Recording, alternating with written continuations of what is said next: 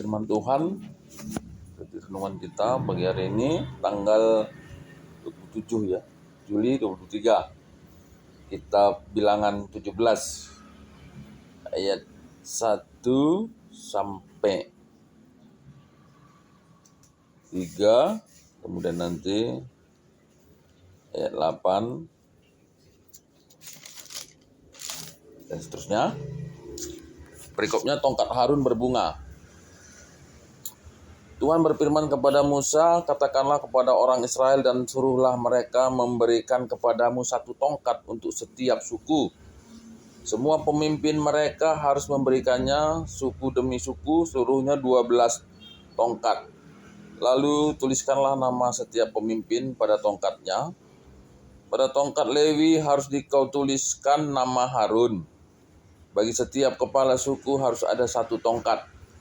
Kemudian haruslah kau letakkan semuanya itu di dalam kemah pertemuan di hadapan tabut hukum, tempat aku biasa bertemu dengan kamu. Dan orang yang kupilih, tongkat orang itulah akan bertunas. Demikianlah aku hendak meredakan sungut-sungut yang diucapkan mereka kepada kamu sehingga tidak usah kudengar lagi. Ketika Musa keesokan harinya masuk ke dalam kemah hukum itu, maka tampaklah tongkat Harun dari keturunan Lewi itulah bertunas, mengeluarkan kuntum, mengembangkan bunga dan berbuahkan buah badam. Kemudian Musa membawa semua tongkat itu keluar dari hadapan Tuhan kepada seluruh orang Israel. Mereka melihatnya lalu mengambil tongkatnya masing-masing. Tuhan berfirman kepada Musa, kembalikanlah tongkat Harun ke hadapan tabut hukum untuk disimpan menjadi tanda bagi orang-orang durhaka, sehingga engkau mengakhiri sungut-sungut mereka dan tidak kudengar lagi supaya mereka jangan mati. Dan Musa berbuat demikian seperti yang diperintahkan Tuhan kepadanya, demikianlah diperbuatnya. Tetapi orang Israel berkata kepada Musa, sesungguhnya kami akan mati, kami akan binasa, kami semuanya akan binasa. Siapapun juga yang mendekat ke kemah suci Tuhan, niscaya ia akan mati. Haruskah kami habis binasa? Ya. Jadi kitab Bilangan ini, khususnya 17 ini, yang melatar belakangi adanya sungut-sungut gitu ya. Sungut-sungut dari jemaah-jemaah dari 12 suku. Dan dari semua suku-suku ini ya mengharapkan gitu ya. Ini pemilihan bagi suku yang memimpin ibadah-ibadah. Dalam hal ini yang kita sudah tahu itu suku Lewi gitu ya, suku Lewi. Dan inilah awal dari kenapa suku Lewi itu dispesialkan dalam hal pelaksanaan ibadah. Dan pemilihan suku Lewi itu ya Tuhan sendiri yang memilih. Dalam hal ini adalah Harun sebagai pemimpinnya.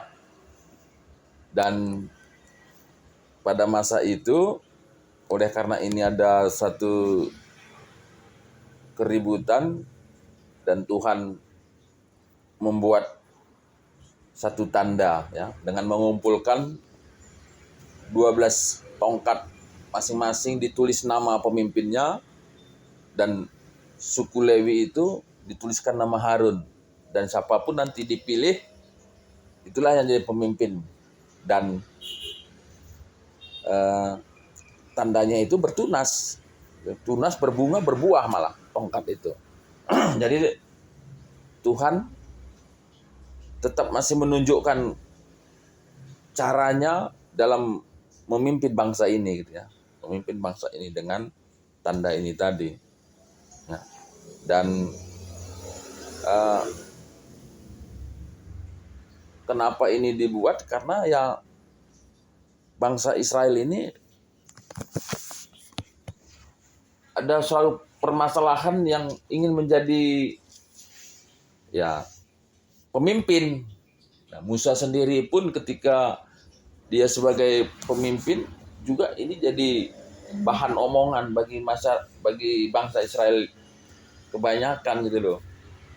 Yang dia pikir ya semacam ada keuntungan, membanggakan diri, sepele terhadap orang yang banyak. Padahal Musa ini kan cuman menindaklanjutin apa yang dikatakan Tuhan. Tapi begitulah, banyak karakter juga gitu ya. Ketika orang itu berada dalam posisi yang merasa tidak baik, orang-orang yang duduk itu dipandang miring, dipandang buruk. Nah ini kan sama seperti pemilihan pertua diaken akan datang nih, yang sebelumnya dan akan datang juga bisa terjadi gitu. Ketika ada yang dipilih, maka yang tidak terpilih itu bisa juga membuat statement-statement yang sebetulnya menimbulkan gitu ya, menimbulkan kemarahan, menimbulkan ketidaksetujuan orang, bisa seperti itu.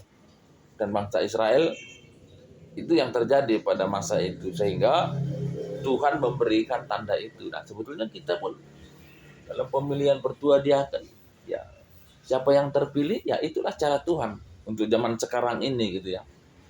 Itulah cara Tuhan untuk memilih serayannya. Dan ketika terpilih, ya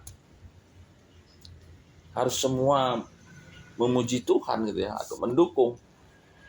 Bagaimana Tuhan sendiri yang memilih. Ya, dan